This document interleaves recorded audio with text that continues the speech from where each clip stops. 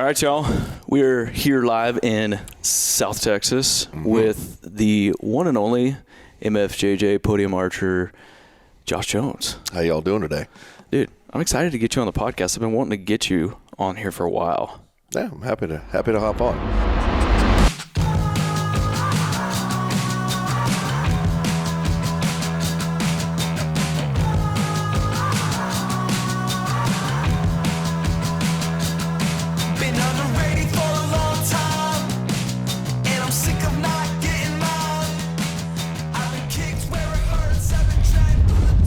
Dude, it's been fun sharing camp here with you.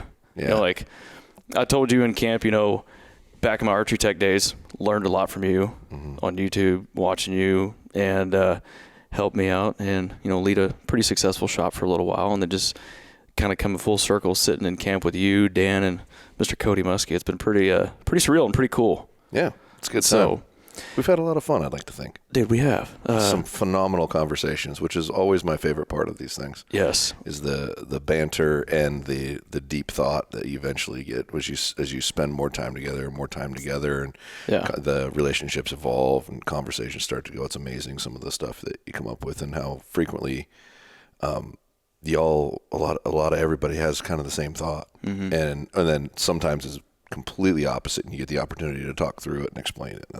I really enjoy that part of it. Like last night. Yeah, like last night was great. 2-hour long conversation. Yeah. Yeah. Oh, poor Sawed Off. Old Sawed Off. He was out, and we got back, and I'm like, God, I wonder if he's mad. Probably a little bit. Just a little bit, but I think he's not as chipper as normal. He's always got that resting bitch face thing going on, but because he's got that stern look to him in general, but it seemed like it wasn't breaking. Yes. I think he might still be a little irritated. Yeah. Yeah. I think he got over it. He's good. Yeah. Man, I wanted to get you on because I want to learn a little bit about you more than just what I've seen on YouTube.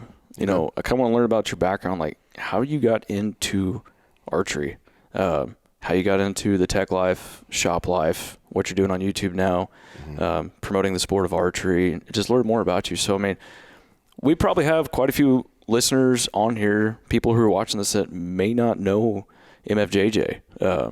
So I kind of want to tell me. I was born into an archery hunting family. My grandfather started an archery club in Western Washington. Yeah. My dad started a general sporting goods store in downtown Spokane, Washington. Okay. That had archery in it, along with anything else that you typically find in an outdoor sporting goods store called the Outdoor Sportsman.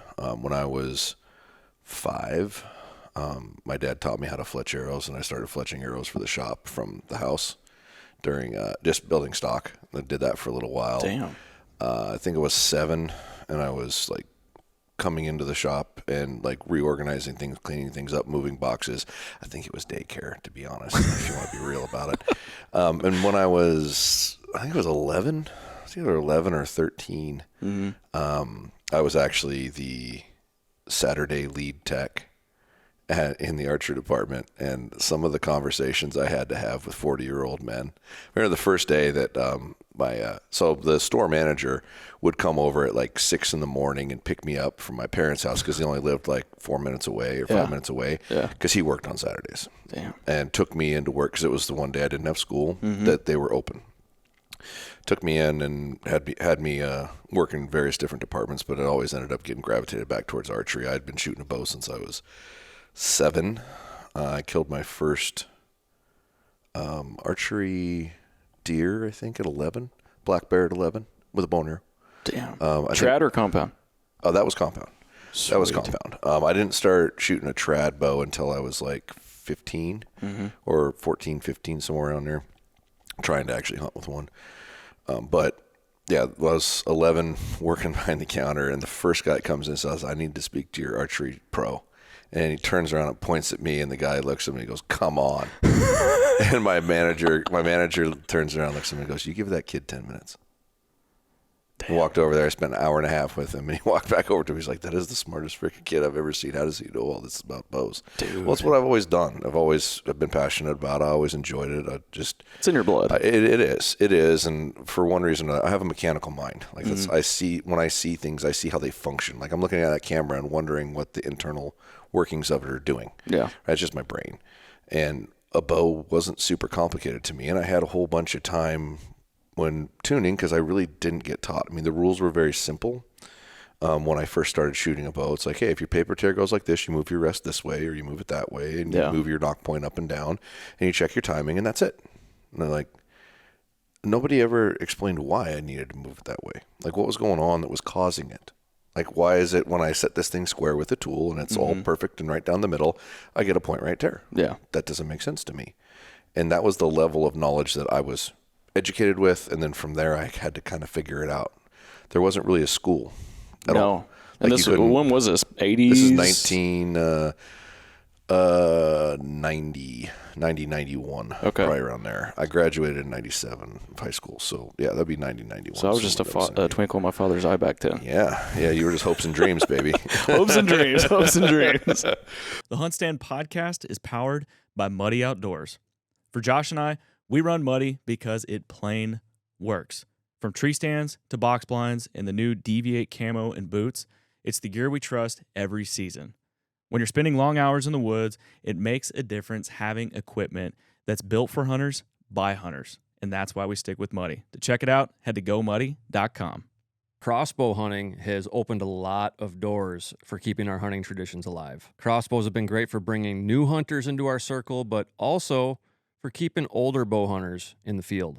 No matter where you're at in your crossbow hunting journey, you can look to our partners at 10 Point to find the most diverse line of crossbows with the best of the best technology for virtually any budget. Head on over to 10pointcrossbows.com and use the crossbow selector tool to find your next setup. But yeah, and that's that went on until I could drive. I worked on Saturdays, and then once I could drive, my dad, because he owns the business, there are no child labor laws. So there's not a limit to how much your own kid can work in your business as a minor. So I worked about 40 hours a week during high school. Worked on the weekends, ran the archery department, and then there was a year that the shop switched over to commission sales, and I demanded a transfer to boots because I'd make way more money. In boots? Oh, yeah. So back then, building a bow in 1995, for example, a completely built bow, like soup to nuts, the whole thing was like $600 to $800. Yeah. Right? Yep. And it took 2 hours to do it right and do a good job, minimum, realistically. I can sell a pair of $200 boots in about 5 minutes. And you could sell multiple. And I could sell 10 pairs an hour, 15 pairs an hour if it was busy. So from a commission standpoint, selling bows was dumb. Yeah. They made me go back after like a year because the guy who was running the archery department at the time, we had gotten busy and big. We'd grown a lot, and it was actually a fellow that some of your people might know. His name's Dan Evans.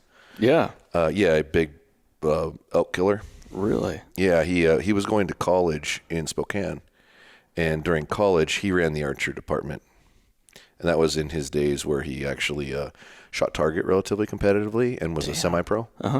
He ran the archery department for a year to 2 years, somewhere in there, and I just worked with him. But it was getting so busy, and he was going to be moving on, and this is before Trophy Taker ever started. Okay. And he, when we transitioned to that, they made me go back and work in there for a few months before he transitioned off and run the archery department again. And then they did away with commission. So I was like, all right, fine, but I'm not going to make less money to do more work. That doesn't make a whole lot of sense. Back to bows. And I never quit personally doing bows, but I just was like, I can make more money over there. Why would I do this? Yeah, common sense. And then once it hit high school being over with, we grew 30% a year like clockwork for 3-4 years, somewhere in the archery department, where every other department was shrinking. We were doing less and less in every other department in the store, and my dad made the decision to pull out of town and build a shop out by his house and just have archery because it kept growing and growing and growing, and he could downsize the cost of things. So he'd had that building for over 20 years, but they would never sell it to him, and he was nervous to move from the location because it was a good location. Hindsight, he should have moved way earlier. He had paid for a building, had a commercial property that he could have sold or rented or something. But he's always real hesitant with decision-making stuff. Then opened Spokane Valley Archery, which is there today in the same location, which is right next door to what is now my home. After my dad passed away, I took over the house and took care of it and built my mom a nice mother-in-law house next door, kind of set up. And it's all self-maintained because the house that I live in is a 155-year-old farmhouse. That's pretty cool. It's old. And I'm actually in the middle of a new kitchen, like gutting the whole thing, new walls, new roof, the whole thing, all new cabinets, etc. because it was archaic and tilted and just Needed to be it was time. Yeah. It was time. So in any event, I ended up at Spokane Valley Archery, and then my dad owned that for that was 2001. I want to say I think he owned it till about 2010. He had a quintuple bypass, and all of a sudden got a bunch of energy back. Like he had been sleeping a lot, napping a lot, Just because in a decline. I ran everything, but he was still the owner and the boss. Yeah. And he ended up having that, and he came back with all this vigor and energy, and I made it I think a month. And I finally stood up, I took the keys out of my pocket, slammed them down on the counter. I said, either you're going or I'm going, and I really don't give a shit which. I'll go get another job, and I won't work in the industry to not compete with you. But I'm not doing this anymore. You decide. So either I walk out of here now or you walk out of here right now, and you can go home and think about it. Because I'm not doing this anymore. I mean, how do you take that? Well, I mean, the hard part was the level of knowledge base that I have now as far as how to do things, it was pretty close to that back then. Because I've been working on bows for your whole life, 15 years, 20 years at that point, and running the shop basically for the 3 years before up until then. Yeah. And then now you've got all this energy and want to run around and tell me what to do and start barking at me. I'm like, no. Not happening. No bueno. And he came back the next day and said, all right, I'll sell it to you. We'll negotiate on what it's for, but it starts right now. So from this day forward, whatever happens is financially your burden, and we'll eventually establish how much that is, et cetera, et cetera. It took a year and a half to agree.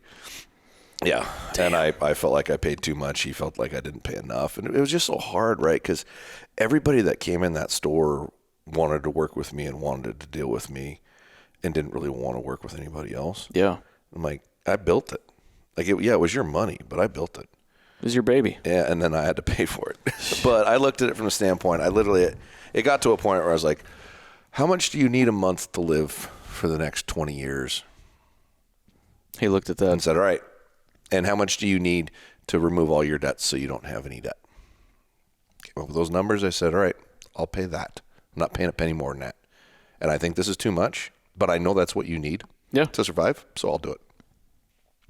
And it worked out well, and it was the best thing too because we didn't have a great relationship. It was volatile, to say the least, because he's a difficult person to work for. Damn. But yeah, and the day I took over and owned it, and everything was signed off, I was bound and determined we were going to have a good time, even if it cost me every penny I have. Yeah. Because I am not going to come to work and not like my job. And not be stressed out, and neither is anybody else that's going to be around me. We're going to have fun, or get out. Like if you don't want to be here, leave. Don't be here. It's silly. And then that once he left is when I started dabbling with the online stuff. All the YouTube stuff. Yeah. Oh, I didn't even start YouTube then. You're just talking about online. I'm just talking econ. Yeah, and I was just doing third-party market then. Okay. But the YouTube stuff started when a little guy that you all probably know, Dan Staten, named Elk Shape. I love calling him a little guy because I'm really tall and he's not. The perfect couple. If you ever put us proportionally in frame, it looks funny. But he pestered me. Like I think he bought his first bow from me in 2001. Okay. Damn. Right? Yeah. 25 years ago. 25 years ago. He's been buying stuff for me and dealing with me. And he pestered the ever-loving piss out of me for probably half a decade. Hey, please just let me record what you just said to that guy. I'm like, no. You're wasting my time. Get out of here. And I was so busy. Because I was still in that mindset of I'm doing everything myself. Period. Yeah. I'm doing all the work. I'm doing all the ordering. I'm dealing with every customer and whatnot. And I'll hand off stuff to people once I'm satisfied with where it's at. So I was a 60 to 80 hour a week guy, and I never stopped being that guy. Wow. I just don't have that role anymore. In fact, it's probably worse. I'm probably 80 to 100 hours a week now. But yeah. But you got better at delegating. I'm way better at delegating. Yeah. I hand things off. The best thing you can do if you trust your employee is hand them a set of tasks and allow them to do those tasks how they see fit. It's the best thing you can do, as long as it's within reason. Like, there's things that I look at that I go, that's not how I do it. But is it working and is it a problem? Give them the ability to make their decisions, because there's way less blowback. They're happier about their job. They feel like they're part of the decision-making process, and there's more buy-in. Yeah, that's a big deal for me. So I don't do that anymore. I had to, and it was actually a point when after I finally gave in to Dan and started doing being his subject matter archery expert on his channel for, I think it was 3 or 4 years, somewhere around there. Maybe it was 2 to 3, something. It's a good amount of time. It is. He had brought Tim on, and Tim constantly told me, you need to start your own channel. Yeah. You need to start your own channel. Yeah. One, if they ever got sponsored by somebody that was a conflict with me, I wouldn't be able to do anything anymore with them. Mm-hmm. And it's and you need an outlet for your information, because your information is very valuable. Big time. I eventually said, okay, fine. After he finally convinced me to watch a video, up until then, I'd never watched a video. Not once. Not one YouTube video? Not one. Damn. I'd been in lots of them. Never watched it. Never looked at it. Never didn't care. Never read comments. I'm not doing it. Well, when I started, I was like, I'm going to be who I am, unapologetically. And if they hate my guts, they hate my guts. I don't care. But I'm not even going to look. Yeah. I'm not. Because I was listening to Rogan at the time, and I kept hearing, don't read the comments. He's like, all right, I'm just not going to. Don't read them. Don't read them at all. And I'd even get Dan chirping at me, hey, would you fire back at this guy? I was like, no. Nope. Stop wasting my time. Click. I'm not doing it. And then Tim finally says, just watch the first 2 minutes of this video and read the first 10 comments, and I'll never ask you again if you do it. It's like, all right, fine. Get off my back. Fair enough. Read it, watched it. You sound like, you think you sound like a bumbling idiot frequently. When you're filming things and talking. Because you're just vomiting. You're vomiting. You're not having a conversation. It's not like this, right? Yeah. You're literally telling the story of this elk, and there's no one else in the room, right? You feel like you're filling space. Yeah. You feel like you're going, mm-hmm. Right? It doesn't mean you are, but you frequently feel that way. And I thought I sounded like that. And then I went back and watched it, and I'm like, oh, well, that's not so bad. That was kind of educational. I said that? Yeah. And I went, I wonder what else is out here. And that's when I started looking at YouTube. Mm-hmm. And I found the first video, ironically, I didn't tell you this, but the first video I ever watched about archery. I'd used YouTube for how to fix my dryer or how to change a leaf spring out on a 78 Ford, that kind of thing, right? Same. But I never actually watched it from my own space. And the first video I ever saw was 20, whatever year it was, archery new bows or something like that is the search I put in. Mm-hmm. And the first video that popped up was a Brandon McDonald video. What? The first one I ever saw. So this had to have been 2019? Somewhere around there, yeah. Somewhere around this timeline.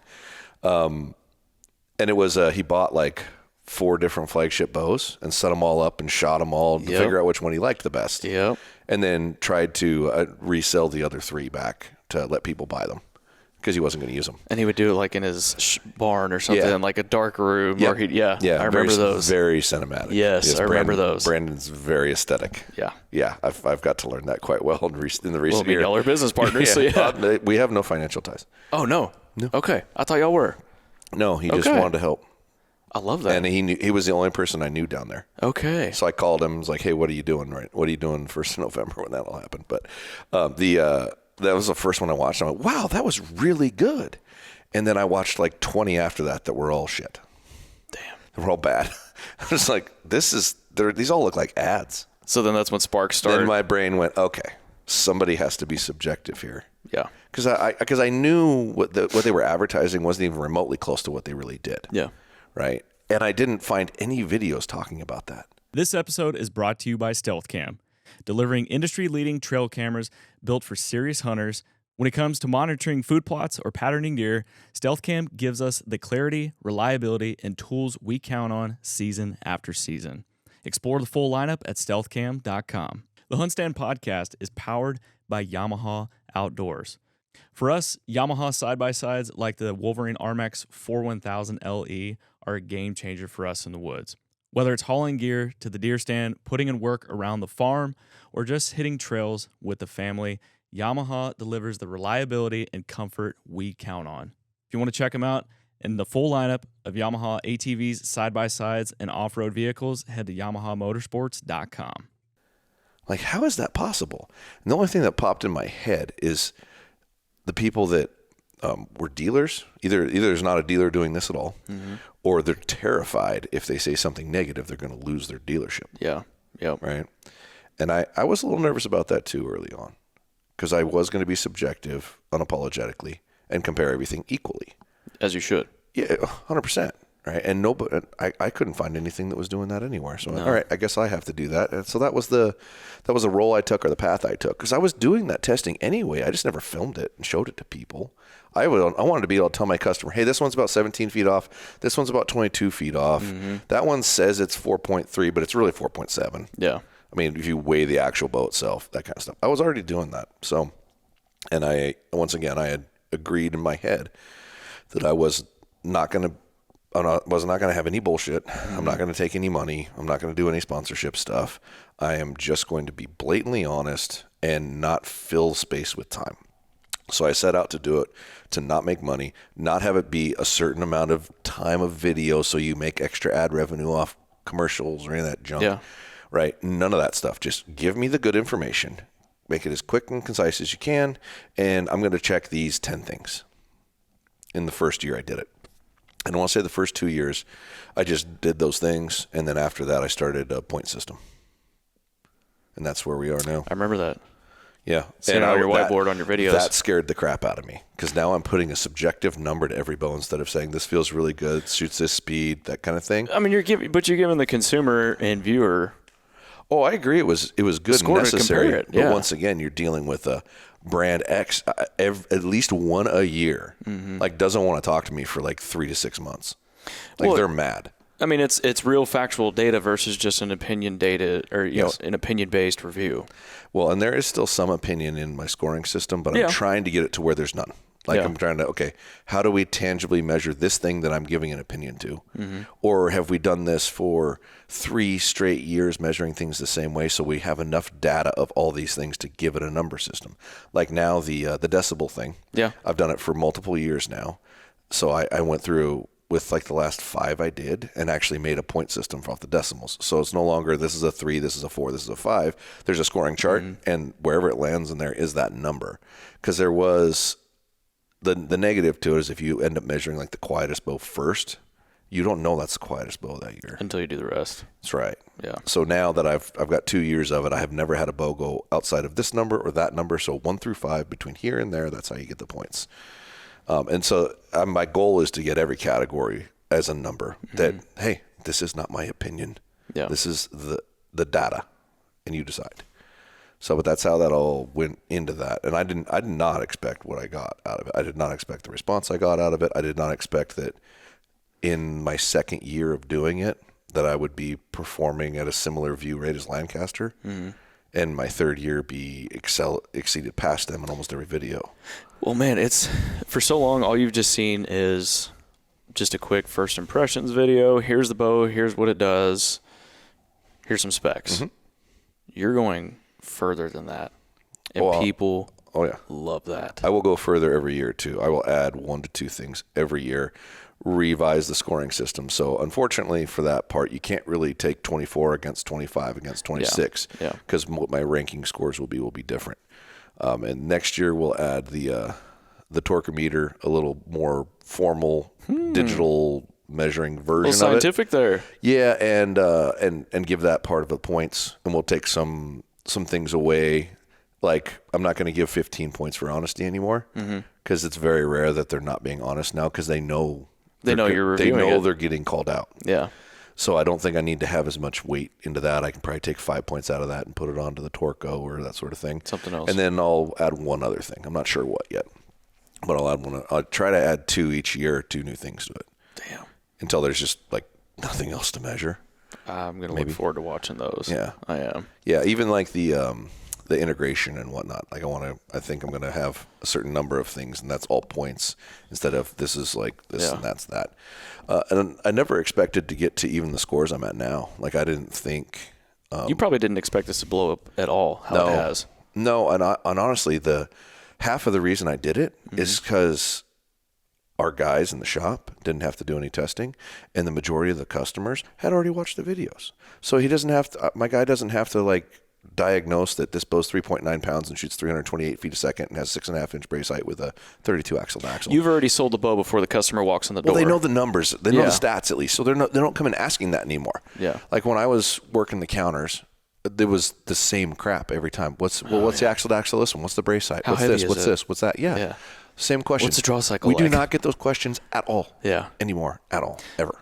Well, I bet just from your sales and tech guys, like that just makes their life easier, and they can be more efficient within the shop. Yes, and we're ridiculously efficient now. Like we even take appointments, have scheduled time periods for test firing and building, just to keep it efficient. Because we were getting to a point that you'd have lulls throughout the day, right? Mm-hmm. But you'd hit a point where there's 7 people standing in there at the same time looking to do the same thing. It's like, why in the world aren't we just taking appointments and say, hey, I'm not available till 2? And even walk-ins, we still tell them, you got to make an appointment. Let me check the book and see when I can start you. Say, okay, you're going to start off with this person at this time. Are you test firing to decide, or are you test firing and buying and building today? You know, it's not mandatory, but I'm asking what your expectation is. And if your expectation is to test fire and buy and build, 3 hours. You're with him for 3 hours. Period. I like that. Dude, you have a shop that, me being a past technician, like I would have loved and dreamt of being a tech for you. Like, yeah, I mean, because that's who I was. Yeah. Right. And I grew up through it. Mm-hmm. And that was there were 2 things I was always going to do. I was never going to give my employees a shortage of anything to work with. Yeah. They're going to have a space. They're going to have all the tools they need. No exemption. I don't care how expensive it is. If we need it to do a good job, I will provide it for you. Get it. Yeah. Now, if you lose it, you get to replace it. That's on you, buddy. But I'll provide it. 1 and 2, we're not going to tell the customer no. I'm not going to give you any reason to not buy a bow from me. Yeah. Which means I'm going to carry this rest that I don't like. I'm going to carry that sight that I don't like. Mm-hmm. I'm going to carry that stabilizer that I don't like. But they might. But you do. Yeah. And so at a certain point, it doesn't matter what I think. Yeah. And it's so much harder to convince somebody, like if, let's say the arrow rest, whichever one you want to call it, that you don't like. It's harder for me to tell you, hey, I personally think this one's better and here's why, if I don't have that. Yeah. Because he's already got in his head, well, he might just be selling me this because he doesn't have the other one. Yeah. So it creates an environment of trust a little bit more. Excuse me. Especially the encouraging people to work on their own bow. Mm-hmm. Now all of a sudden they're not afraid to ask you questions. They're not. They don't feel like you're trying to gatekeep anything. There's just a much higher level of trust that comes from that, and that's our future. Whether shops like it or not, people need to be able to work on their own bow, and you need to encourage that behavior. You're not going to lose your business. Right. You're just going to grow your customer base. Speaking of future, I love how passionate you are about promoting the sport of archery.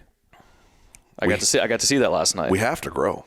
We do. We have to, or we're not going to exist. Where do you think that gut root feeling of promoting the sport of archery comes from? Just your passion and being in this since you were a child?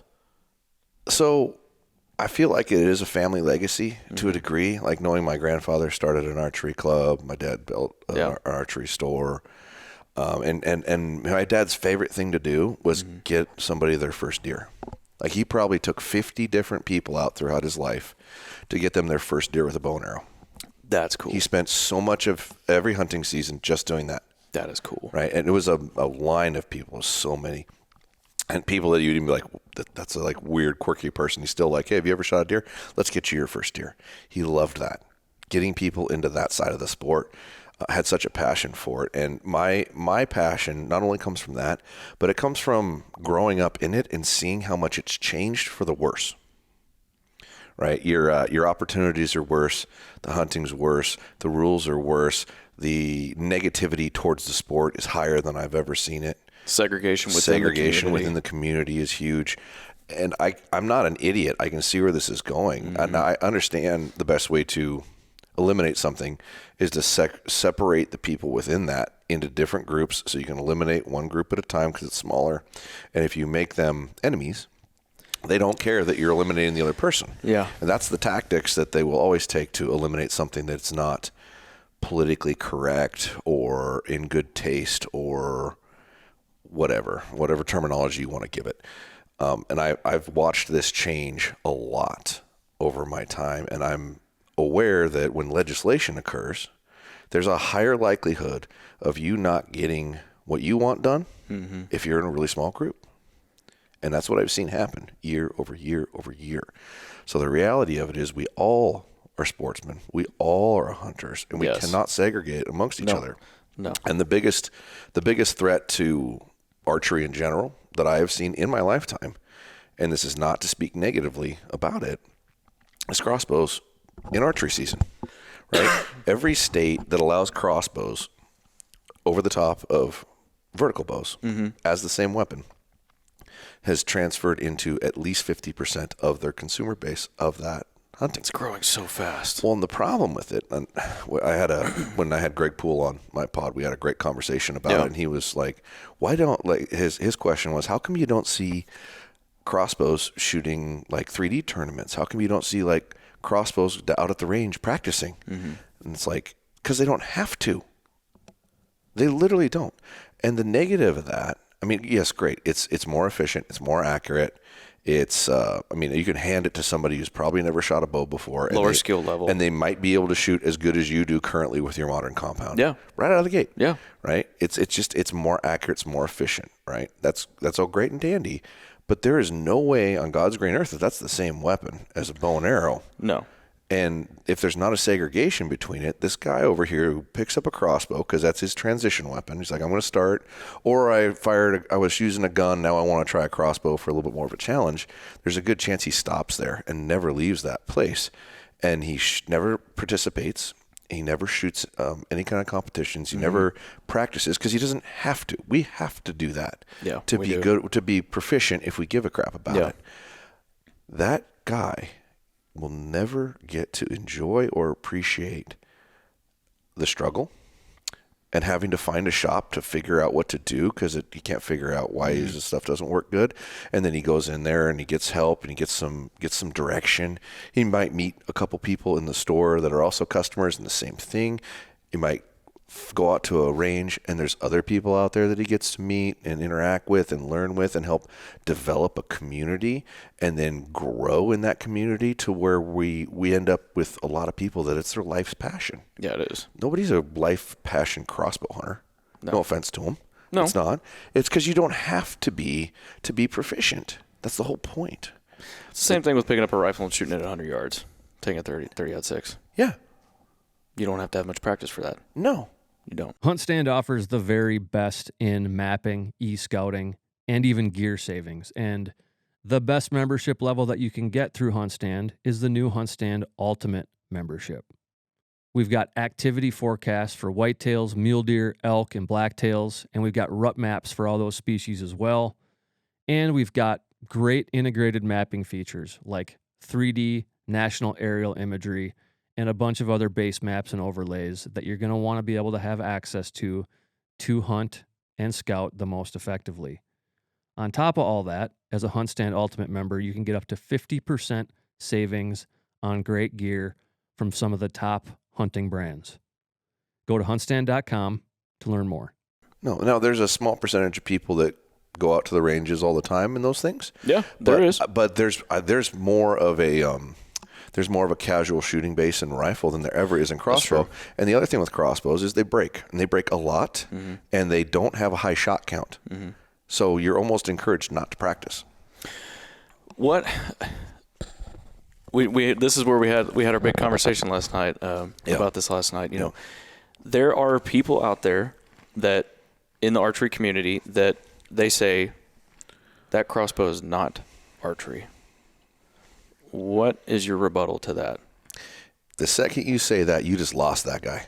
That crossbow hunter from any conversations of trying to understand. The reality of that is we're all bow hunters. And believe me, I am a diehard archer. I've hunted traditional for 2 years of my life and killed multiple big game animals, the whole bit. I've played the whole gamut. I understand it and I know it really well. And I don't want to sit there and go, that's archery too. But it is. Yeah. He's firing an arrow out of his weapon at an animal with a broadhead on the front of it. That's a bow hunter. Whether you like it or not, you have to say that, because if you don't treat him like an equal, he's never going to listen to you. And you're going to go to him hat in hand and say, hey, we have to segregate these things to a degree, or the percentage of people shooting a crossbow in archery season is just going to grow. And that in itself isn't going to kill archery, but what is going to kill archery is the shops that those people would go to are no longer selling, so they close. So now you don't have the resource that you needed to get help from, or experience from, or expertise, and the quality of the actual archery in that area will decline over time, as well as the number of people participating. So now you've got no resource. You can't figure out how to get good with a bow, so you just say, screw it, I'm going to shoot a crossbow. And you have eliminated archery. And if you take half of the archery sales out of the archery community, most of the manufacturers will die. Yeah. Now what?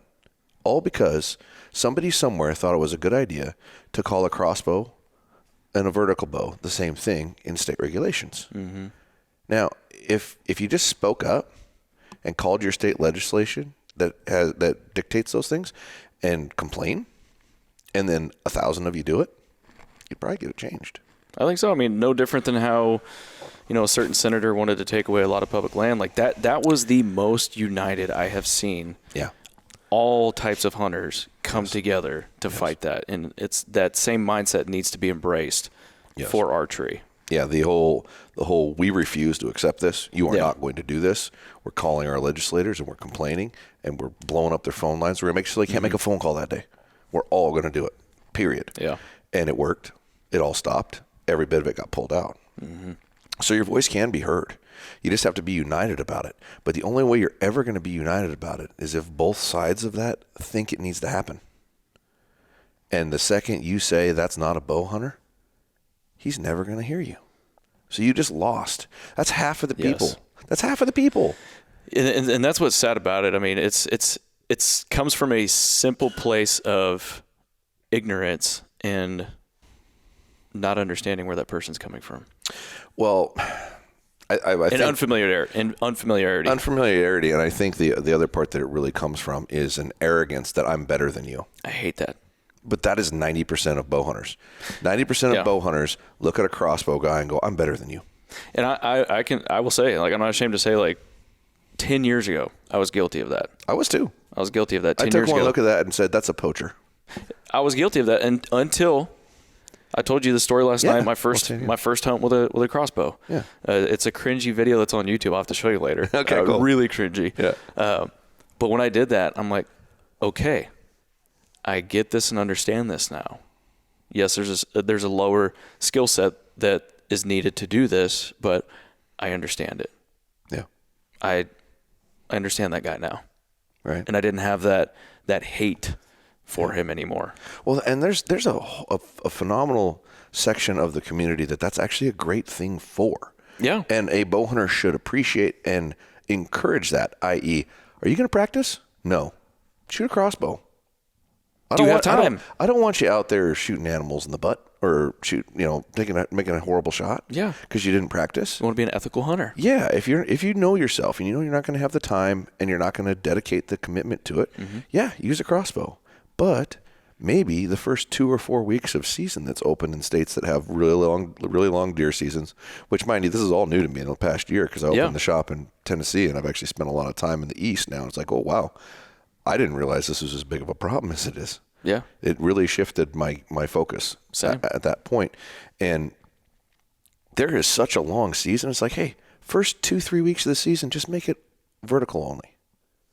Compounded trads. Yeah, compounded trad. Mm-hmm. No crossbow during that time period. Give him a couple weeks extra. Give him 2-3 weeks, and then you've incentivized the crossbow guy to maybe learn how to shoot a compound. Mm-hmm. And you've also allowed the compound guy, if he's struggling, hey, maybe, now I can grab a crossbow and still put some meat in my freezer. Yeah. But you're getting him to use both things, and now you've had tax revenue for purchasing both of those things in those states. Yep. You're going to gain revenue as a state because of the purchasing. The shops that are locally are going to sell more product So they're going to thrive a little more so they can still give you that community. And every archery shop out there should be selling crossbows that allows it because you're going to get those 2 people in the same room. Yes. And have conversations. And he's got to walk through this community-based driven thing to pick up this non-community-based driven piece of equipment. And it might rub off on him. And he might get that experience and go, hey, what are these? Why? You were in here last time I was in here. What are you doing? I was like, oh, I just love this. It's great. It's so much fun. Da, da, da, da, right? You're forcing them to be exposed to it because I want the crossbow guy to walk into a bow and arrow shop, not a gun store. Yes. And it's no offense to gun stores, but he's not getting exposed to the farther discipline of it. And he has no reason to do it if the seasons overlap completely. But if we're not careful and we don't do something about this, and we don't do something about this in the next 5 years, we are going to be traditional archery. Yeah, we're going to be the old generation of those guys that are slowly passing away saying, oh, it's not archery. They're looking at compound. Yeah. That's not bow hunting. And when I went through this evolution too, like I shot a traditional bow. I started with a compound, grew up into a compound. My dad was a passionate traditionalist. So I got a recurve and shot it every day, shot it an hour every day. Like I could skip 1 day a week maybe because my hand would hurt so bad if I did more than 2 because of the calluses on your fingers. Yeah. And I killed 4 big game animals with it. And then I picked up my old compound that I hadn't shot in 2 years. I shot a better group than I had the entire time shooting a recurve. And I went, this is stupid. They don't give me an incentive to use this primitive piece of equipment. Why am I doing it? For the challenge. Yeah. And I put it away. Yeah. And I haven't hunted with it since. Well, that's where we're headed. We are going to be that piece of equipment in relation to the other.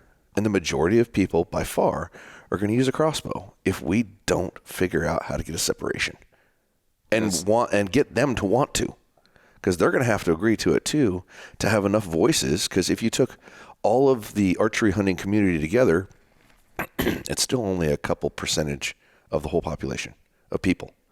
So to make enough noise, you need them both to agree.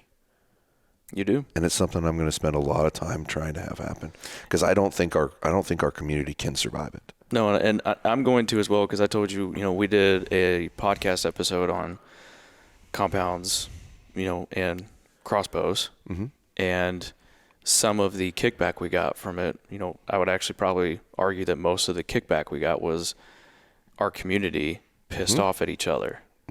And when I saw that, I'm like, this isn't good. No. This is not good. Like, no, well, 9 out of 10 guys that come into the shop in Tennessee, because it's legal for both, talk down to crossbow people. And that's not right. Like, we have like a legit prejudice occurring in modern society and amongst the archery community. Right. It's like, I mean, I want to look at somebody and go, oh, so you'd have been with Adolf in World War II, huh? You're looking down on another group of people because you think you're superior to them. Pull your head out of your ass. Yes. And realize you're both bow hunters. He uses a more efficient tool than you do. Yes. He's still a bow hunter, and you need to be allied with that person. So when it comes down to it, we can get something to go our way, because it's even farther segregation than we already have. Need to fully embrace it, support one another, and quit with the segregation and pissing and moaning at each other. 100%.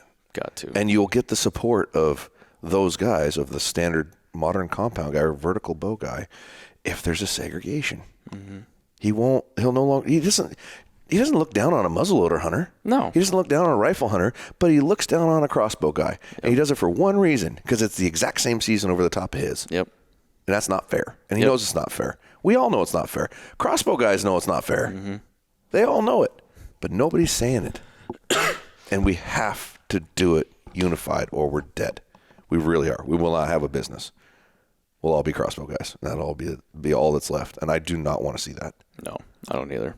That would make my soul die just a little bit, because I love modern vertical archery.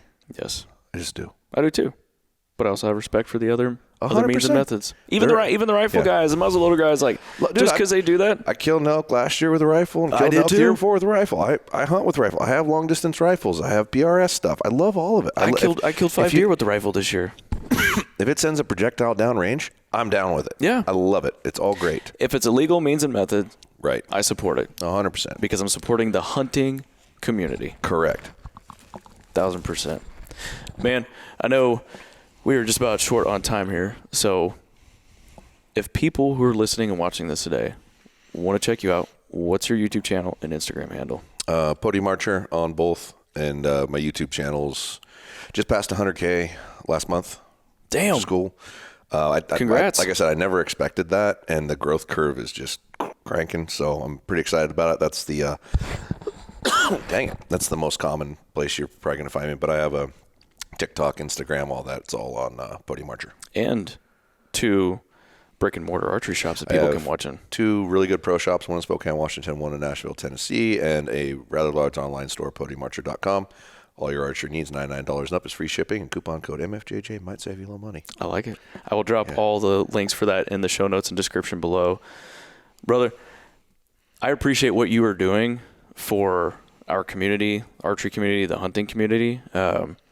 There's people that speak up and have voices, but like you said, the growth curve that you are experiencing right now, not just for what you're doing for bows with the reviews and everything, but what we've just talked about. I appreciate it, and let's continue the good fight. Appreciate it, man. Thanks for having me on. This is fun. I loved it, man. Loved it.